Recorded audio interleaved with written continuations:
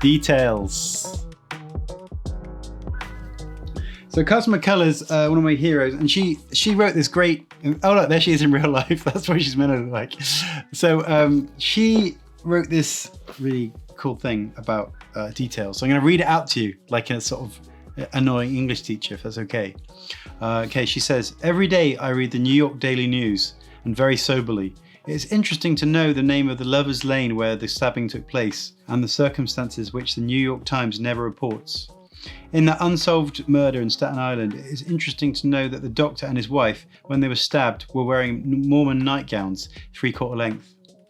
Lizzie Borden's breakfast on the sweltering summer day she killed her father was mutton soup. All these details provoke more ideas than any generality could furnish. When Christ was pierced in his left side, it is more moving and evocative than if he was just pierced. That says it better than I can explain, but basically what I'm saying is I'm a big fan of details. In my stories, like I was saying, it's not super plot driven at all. It's very character driven. So basically the plot is sometimes a series of details. It's like a story told through details. And I'm a big fan of writers and artists who do that. Like the writer Raymond Carver, he was also like the plot is basically just like a series of little details, incidents, vignettes, whatever you want to call them, but it is very detail oriented. And as you can see, this is a list of just details, which basically are what my plot is made up of. So I'd make a list of the details and then maybe further details on this column here. So it just sort of, sometimes it would be just like a line of dialogue, or sometimes it would just be an image. And as you can see, it kind of ends up being in the book. For this book here, Driving Short Distances, a couple of pages are just literally a series of details, rather than it being like, sequential normal comics where like this happens, that happens, this happens, that happens. I would actually just do like a sort of inventory. I call these inventory pages of, it would just be a detail. And this is detailing all the different things that look like the character Keith. So this tortoise looks like him. Justin Bieber looks like that. Unexpected things that look like him. So you can see the country and western guys look like him. So that's like a really literal example of like how I would use details to hopefully make the content or even entertainment content of the book. This one similarly has got this, when I was talking about details into images, like one image will be part of my plot as well. For instance, I had this idea because once I was in a pub and this guy got drunk and it was someone's birthday and he sang Simply the Best by Tina Turner. He didn't really sing it, he mouthed it, which I've used that detail here, where I've said he vaguely miming the chorus of Simply the Best into a spanner.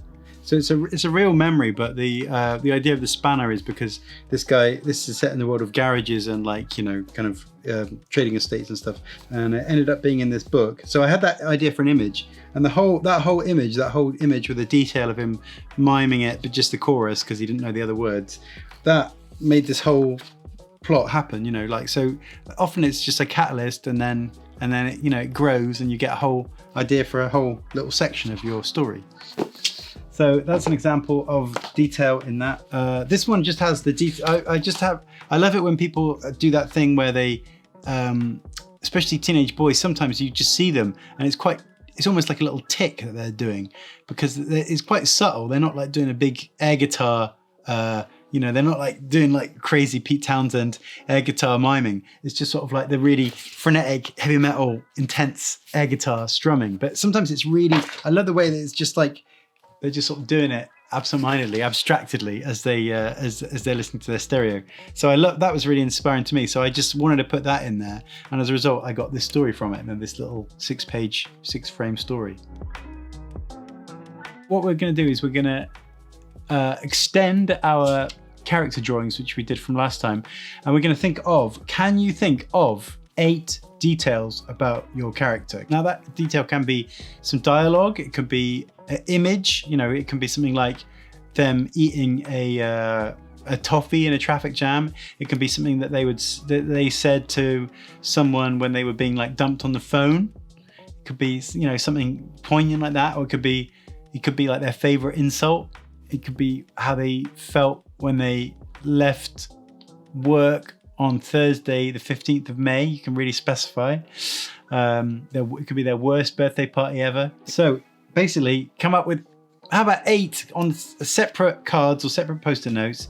Come up with 8 details about the person you've got. It could be like favorite smell, just so we know that about them, or like, you know, worst ever party. And why am I choosing like this negative thing? I think it's just more interesting than saying like favorite party, you know, where they had a good time. It's just for some reason it's more like evocative for your stories. Who's their best friend? That could be a fact.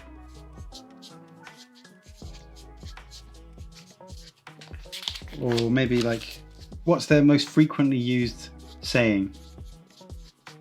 I think with me it's probably sorry, which I'm going to try and change.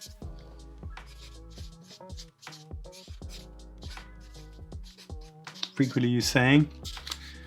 But 8, okay? So 8 on post-it notes or index cards, and hopefully we're going to be able to use those for our next stages of development of your story.